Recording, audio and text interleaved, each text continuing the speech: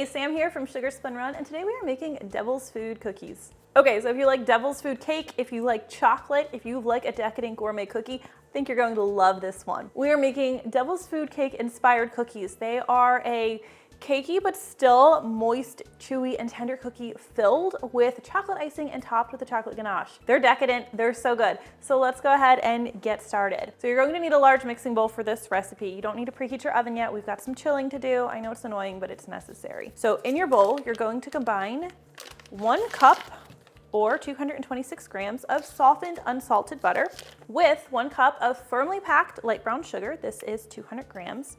Mine's been sitting a bit, so it's a little bit crispy. I think we can make it work. And a 1/2 cup or 100 grams of granulated sugar. All right, today's recipe could absolutely be made in your stand mixer if you prefer. You'd want to use your paddle attachment, but I'm going to be using my electric hand mixer today. And we're going to cream together the butter and the sugars until they're light and fluffy. So you do want to do this for at least a minute if you're using a slightly weaker machine like this one. I like it, but it's not super powerful. It's gonna be like 2 or 3 minutes. We'll show you what that looks like. Okay, we should have nicely creamed butter and sugar here. Now, a lot of times with a lot of my cookies, I prefer to use melted butter. For this recipe, I wanted to emulate a devil's food cake. I almost said a Dutch chocolate cake for some reason. So I wanted things to lean a little bit more towards the cakey side, but when I say cakey, it's not going to be dry or like super fluffy. It's still going to be nice and tender and decadent and melt in your mouth, like devil's food cake is.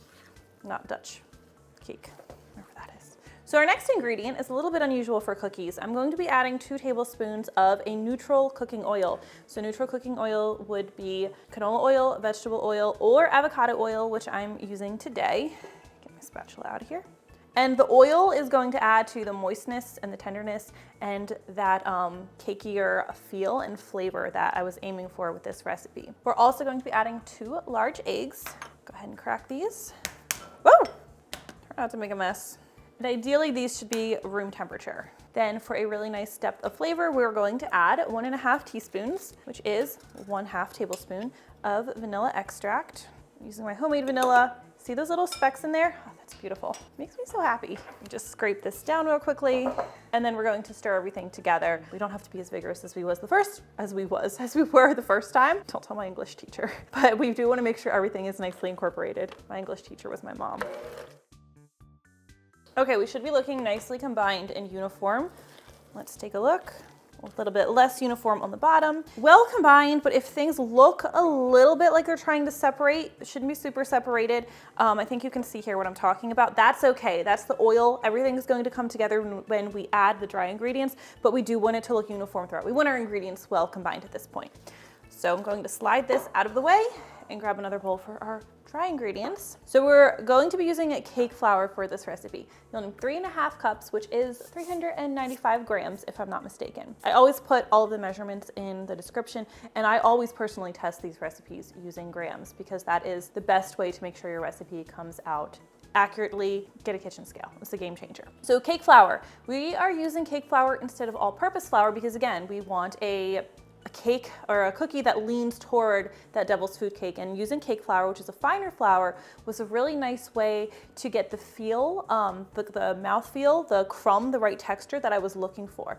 All-purpose flour, if it's all you have, I will put a note in the description of the recipe so that you can substitute it, but really you are just going to get the best results if you have or if you use cake flour. Next, of course, we need some cocoa powder. This is 2/3 cup, which is like 70 grams, and this is a Dutch cocoa powder, which is what I use in my devil's food cake. That's probably where the Dutch thing came from earlier. I was thinking of the Dutch cocoa. Dutch cocoa is going to give you a richer flavor, and like I said, it's what I use in my devil's food cake recipe, which is amazing, if I do say so myself. I just keep patting myself on the back today, don't I? Next is 2 teaspoons of baking powder. Might seem like a lot of baking powder for a cookie. Generally speaking, baking powder puffs, baking soda spreads. So for a cookie that was a little cakier, we went with a little more baking powder. It works really nicely, but we do still want a little bit of spread. So we're going to be adding 1/4 teaspoon of baking soda and 3/4 teaspoon of table salt. Will do the trick for the salt.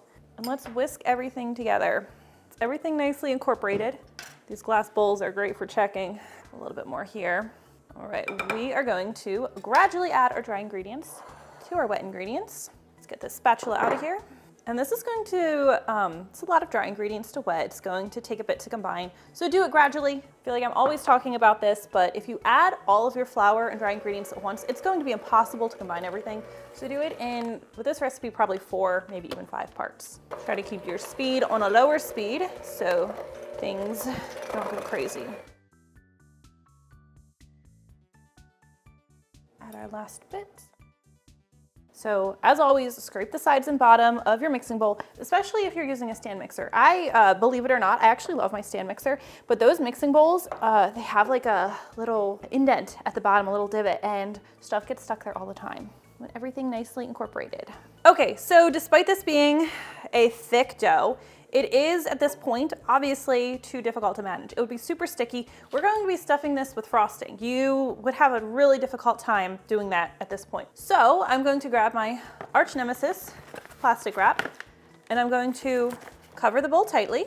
And this is going to be refrigerated for a minimum of 30 minutes.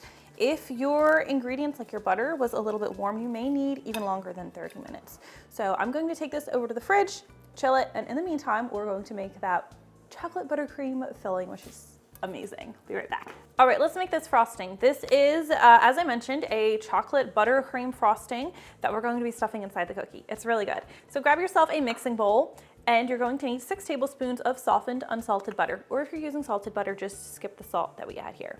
So I'm going to drop this in the mixing bowl, and I'm going to use my mixer to beat this until it's smooth and creamy, just going to make it easier for me to incorporate the rest of my ingredients if this is already creamy. And this is 85 grams of butter for anyone working with grams. Again, if I forget to say a gram measurement, it is all in the description. Next thing we're going to be adding is powdered sugar. You'll need 1 cup or 125 grams of powdered sugar, and you're going to want to add this gradually so you don't make a mess of your counter, your kitchen, and yourself. I usually always do anyway, but we try. It's normal for it to look crumbly like this while you're stirring everything in. Just keep mixing. See that? From crumbly to creamy. And we'll do it again. Okay, I'm just gonna add the rest of that. Probably a little more than I should add, but we'll make it work. Okay, next we add our cocoa powder. We're using Dutch cocoa powder again, and you'll need 2.5 tablespoons. If you don't have a half tablespoon spoon, just know that it's 1.5 teaspoons. So you could use that instead for the half. So I'm going to stir this in. Oops, a lot more obvious when you spill the cocoa powder. And let's add our vanilla extract. Even though this is a chocolate recipe, chocolate benefits so much from vanilla. It adds a ton of depth of flavor. So this is 3/4 teaspoon, or maybe a little bit more. There is actually such thing as too much vanilla sometimes, but I think we'll be okay here. We're also going to add a pinch of salt. So like a heaping 1/8 teaspoon, or just a level 1/8 teaspoon. Stir this in. Okay, let's do a quick scoop or scrape of the sides and bottom of the bowl. We talked about how important that was earlier, and let's portion this out. We are going to be scooping this filling by tablespoon-sized dollops. I have a tablespoon-sized measuring spoon or cookie scoop. This works really well for dolloping things nicely, keeping it in a nice little round shape. I'll try to remember to link to this. So these are level tablespoons. We're going to drop this on a wax paper or parchment paper lined sheet or a plate. This is going to have to go in the freezer, so just something that will fit all the dollops and will fit in your freezer. I don't have a weight on these, but let me get that for you and we'll pop that up. So 14 grams. So this recipe makes 14 big cookies. So you should get 14 scoops. Sometimes I get a little bit extra, like 1 scoop extra. That's your bonus scoop. That's your tax for all this hard work you're putting into making these. Here's 14. And yeah, I would say I have enough for 1 more cookie here. So I'm just going to go ahead and scoop this out. Be a nice little snack for later.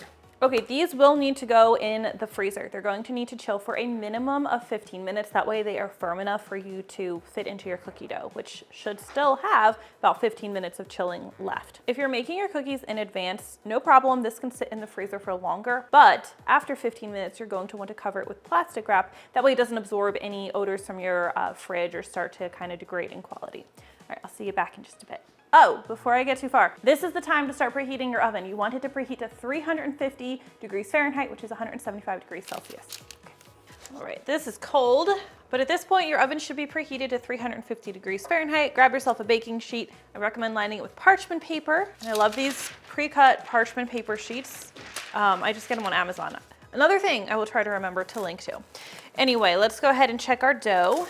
Seems nice and firm, or firm enough. So we're going to be scooping this dough into pretty large dollops. These are pretty big cookies. You want 1/4 cup of dough per cookie. That's 75 grams of dough, which is going to be easier for you to measure than taking a 1/4 measuring cup. Let me go ahead and get a scoop. So after you've scooped your dollop of cookie dough, we're going to roll this into a smooth ball. Make an indent in the center. Take your buttercream dollop, press that in there, and then form the dough around that dollop. And you want that to be nicely centered, otherwise it could leak. You wanna make sure it's completely concealed. Let's do this again. Now when we're baking these cookies, you wanna give them a little bit of room to spread. They're not going to spread a ton, they do stay thicker, but give them at least 2 inches between cookies. That way they don't all melt together. And I feel like using the ratios provided gives you a really nice balance. Not too much cookie to frosting. The interesting thing about the frosting is when you bite into the cookie, if you were to look at it, it would kind of actually be hard to tell that the frosting was even there because it sort of melts into the cookie. Despite that, it is still 100% worth doing this because you taste it, you get a different mouthfeel. It's really a lot like Devil's Food cake. It's a great experience. I don't know how else to describe it. Even though the frosting's not super obvious, it's still there and you're still going to taste it. This is my 2-ounce cookie scoop that I am using. I use this one a lot for my gourmet style cookies, which is what I consider this one to be. All right, let's head over to our oven. Remember, it should be 350 degrees Fahrenheit or 175 Celsius. These are going to bake in the center rack, and they need to bake for about 13 to 14 minutes. With chocolate cookies, it can be a little more tricky to know that they're done. The centers will actually look slightly underdone when they're finished baking. And remember, we have a filling in here that doesn't have egg in it, so they don't actually need to bake at the very centers, but the edges should be set. I can't really say they'll be browning because the whole thing's brown. Okay, now these cookies are going to be very fragile while they're still warm, so we're going to let them cool completely on the baking sheet. I'm going to set these aside, and while they're cooling, we will go ahead and prepare our ganache. All right, so while the cookies are cooling, we can prepare our chocolate ganache, which is that nice, thick, fudgy layer that goes on top of the cookies. Oh, it's so good. This comes together really easily. You can use either couverture chocolate, which is what I'm using. I just like the quality of this, or you could use semi-sweet chocolate chips, would be my last choice, or you can use a chopped semi-sweet baking bar. You would need 1 cup or 170 grams. So I'm just gonna take this from my smaller bowl into a larger bowl. I'm doing this in the microwave because it's quick and easy and the ganache cools faster to make it easier for me to spread it. But if you want to follow my classic method of steaming the cream and then pouring it over the chocolate in my ganache recipe, you could do that instead. For the cream, 4 tablespoons of heavy cream. It's 1/4 cup. I'm just going to pour this over, mix everything together, and then I'm going to pop this in the microwave like 25 seconds, pull it out, stir it really well, put it back in another 20 to 25, and just keep repeating that, stirring well in between. That's important, otherwise your chocolate could seize, and just doing this until it's smooth and completely melted. See, this took 45 seconds in the microwave. It's mostly melted, but there are little lumps of chocolate that haven't melted. Usually if you keep stirring, those will disappear. You can get them to melt without having to put it back in the microwave. All right, so I want this to be a consistency that's easy to put over the cookies. By that I mean like not super runny, so it doesn't run all off the cookies. It should be a little bit thick, like almost spreadable. And this looks pretty good, so let's decorate our cookies. All right, our frosting fudge ganache is finished. Cookies should be nice and cool now. I can remove them to a cooling rack, even though they're already cool. This is just where I'll decorate them. And I use about a tablespoon of ganache per cookie. Dollop it right on there and swirl it. You don't want to go crazy with it. These are pretty indulgent cookies. Now for storing, by the way, I always, at least recently with my newer recipes, try to put storing instructions in every one of my recipes. So if you go to the description, you can always get the full recipe there, as well as an option to print it, and it'll have additional info. But anyway, for storing, I generally am comfortable personally leaving these at room temperature for up to 2 days. If you are storing them longer than that, I will keep them in an airtight container, no matter where you keep them. But I will keep them in the fridge if I want to keep them longer than that, just because of the ganache. But I usually do like to bring them to room temperature or even heat them briefly in the microwave before serving. You should let the ganache set before you dig in. Make it nice and firm, make it a little fudgier, but I think we should just cut into one right now. So I'm not sure if you can pick this up on camera, but you don't see a super distinct layer of frosting inside, but you're going to taste it. These are so moist. They are, in my super unbiased opinion, the perfect devil's food cookies. When you try them, let me know what you think. Let me know if you like these gourmet style cookies. Thank you so much for watching, and I will see you next time. You sure have really good timing.